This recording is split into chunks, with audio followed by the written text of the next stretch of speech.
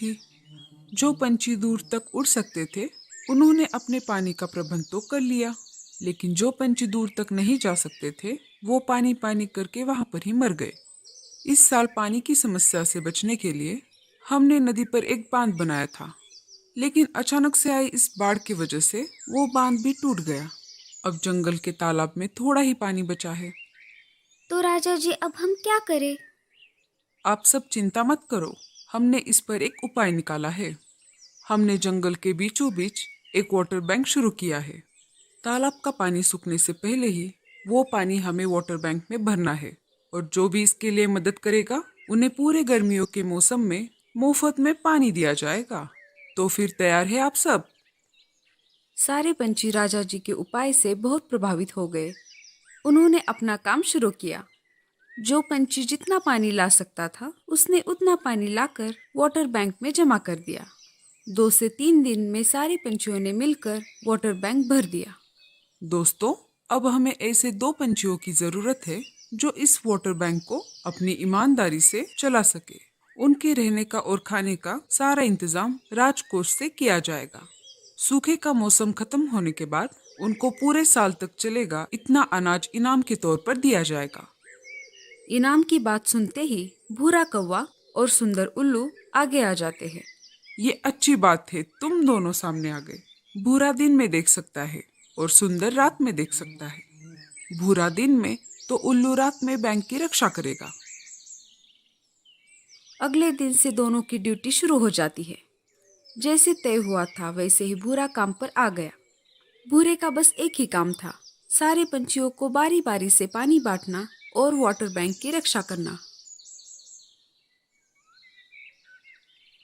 भूरी जी, हमारे घर बहुत मेहमान आए हैं और रात में पार्टी भी रखी है। अगर कुछ हो सके तो क्या आप मुझे ज्यादा पानी दे सकते हो? तभी एकदम से भूरा इधर उधर देखने लगा। अरे जाने मन, जरा धीरे से बोलो।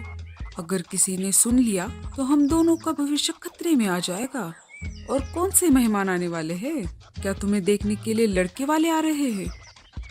अरे नहीं नहीं, मुझे नहीं, मेरे बहन को। तो फिर ठीक है, तुम्हें जितना पानी चाहिए उतना दे दूंगा। इतना कहकर भूरा उसकी दोस्त को बहुत सारा पानी दे देता है। मीनू मौसी उन दोनों की बात चुपके से सुन रही थी। मुझे तो पहले से ही शक था तुझ पर। तू इतना बेईमान है, इसकी रक्षा कैसे करेगा? और तूने पहले ही दिन ये साबित भी कर दिया। और कल मोहित तू, हम उधर मर मर के पानी भर रहे थे, तब तो तू नहीं आई। कल मुही कही थी। मीनू मौसी, उसे कुछ मत कहो ना। भूरे जी, अब आप ही देख लीजिए, मैं तो चली। मुझे देखने के लिए, अरे मेरा मतलब मेरे बहन को देखने के लिए लड़के वाले जो आने वाले हैं। मीनू मौसी, मेरी बात सुनिए ना। तू कुछ मत बोल भूरे, ये बात मैं जाकर राजा जी को बताने वाली हूँ। नहीं नहीं मीनू मौसी, आप राजा जी को कुछ मत बताना। आप जैसा कहेंगी मैं वैसा ही करूँगा। ठीक है, इस बार मैं तुम्हें माफ कर देती हूँ। अब मुझे पानी दे दो। आज से तुम्हें मेरी सारी बातें माननी होगी। हाँ मीनू मौसी, ये लो पानी, और ये बात यहाँ पर ही रफा दफा कर दो। मीनू मौसी बहुत सारा पानी लेकर खुशी खुशी अपने घोंसले में आ जाती है। ओए माँ, मर गई रे। मेरे पेट में अचानक से दर्द कैसे शुरू हो गया? लगता है मेरे पेट में जो भूरे का सीक्रेट है, उसी वजह से ये दर्द हो रहा है। ये बात मुझे किसी को तो बतानी ही पड़ेगी, तभी ये दर्द शांत होगा। मीनू मौसी सीधा निकल के राजा जी के पास आ जाती है। राजा जी शाही भोज का आस्वाद ले रहे थे। अरे राजा जी, आपको क्या बताऊं, वाटर बैंक में भूरा कौवा बहुत कालाबाजारी कर रहा है। वो अपनी बिरादरी में हद से ज्यादा पानी बांट रहा है। अगर ऐसे ही चलता रहा राजा जी, तो वाटर बैंक का सत्यानाश हो जाएगा। ठीक है मीनू मौसी, मैं अभी इसकी छानबीन करता हूँ। हाँ, अब मुझे लगता है मेरे पेट का दर्द कम हो गया। राजा जी और कुछ सैनिक वाटर बैंक की तरफ निकल पड़ते हैं। अरे तुम फिर से आ गई।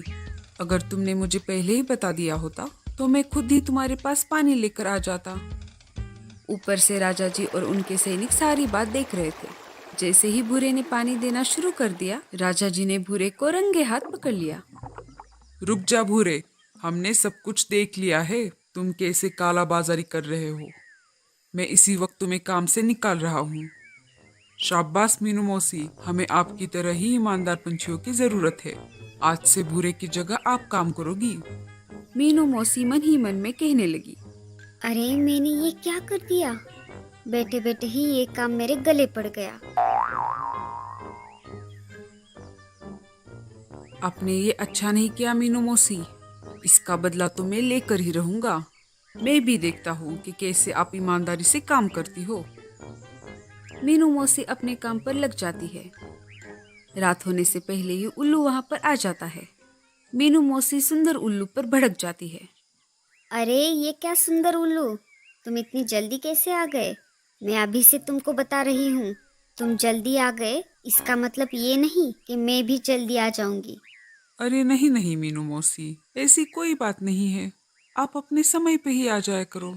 मेरा घर बहुत दूर है, इसलिए मैं घर से जरा जल्दी ही निकलता हूँ। अच्छा तो फिर ठीक है।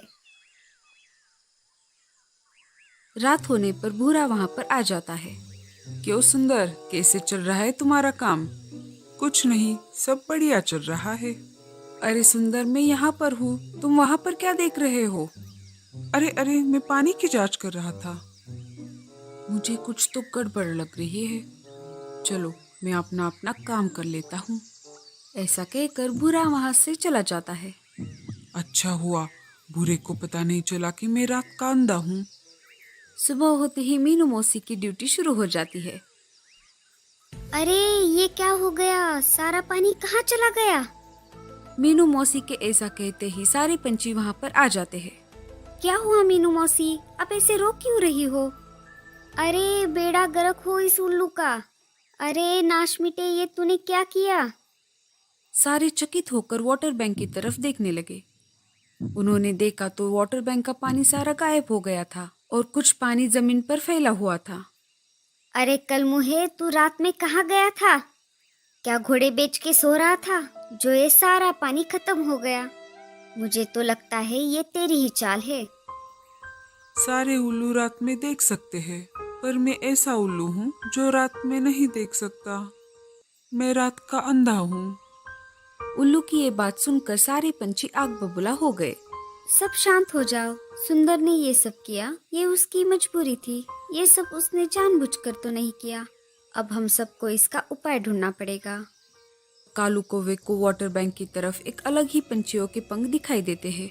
लाडू, ये देखो, ये काम हमारे बाजू वाले जंगल के पंछियों ने किया है और ये रहा इसका सबूत। हमें उनको रंगे हाथ पकड़ना होगा, इसलिए हमें एक योजना बनानी पड़ेगी। सारे पंछी आपस में बातचीत करने लगे। रोज की तरह सुंदर उल्लू को पहरेदारी के लिए बिठा दिया जाता है। सब झाड़ियों में छुप गए थे। तभी आधी रात को कुछ पंछी वहां पर आ जाते हैं। खाली वाटर बैंक देखकर वो सब चौंक जाते हैं। तभी सारे पंछी मिलकर उन पर जाल फेंक देते हैं। वहां पर बहुत सारे जुगनू आ जाते हैं। जुगनुओं की वजह से वहां पर उजाला हो जाता है। सब देखते हैं तो क्या, वो पंछी तो उनके जंगल के थे ही नहीं। तुम सब कौन हो और यहाँ पर कैसे आ गए। तुम हमारे जंगल के नहीं दिख रहे। नहीं नहीं, हम इस जंगल के नहीं हैं। हमारा जंगल तो बहुत दूर है। कभी हमारा जंगल भी बहुत हरा भरा और खुशहाल था। हम सब मिलजुल कर रहते थे, पर हमें आने वाले संकट के बारे में जानकारी नहीं थी। इंसानों की लापरवाही की वजह से हमारे जंगल का सारा पानी जहरीला हो गया।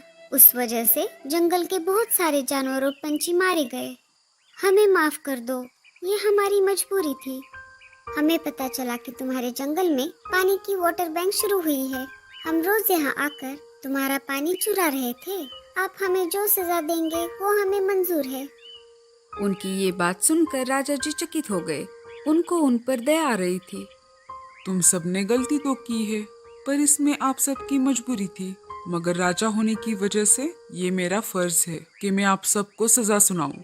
मैं आप सबको इस जंगल में रहने का आदेश देता हूँ और आने वाले 2 से 3 दिन में पानी की बैंक भरने का आदेश देता हूँ। राजा जी का ये फैसला सुनकर सारे पंछी बहुत खुश हो गए। साथ ही साथ परदेसी पंछियों ने भी ये फैसला मान लिया। परदेसी पंछियों को जाल से आजाद कर दिया। आने वाले 2 से 3 दिन में सारे पंछियों ने मिलकर पानी की बैंक भर दी। राजा जी का फैसला सारे पंछियों के हित में था। इस वजह से उनको सूखे की कोई परेशानी नहीं हुई और जंगल के सारे पंछी हंसी खुशी रहने लगे। तो दोस्तों, कैसी लगी आपको हमारी ये कहानी? हमें कमेंट्स में जरूर बताना।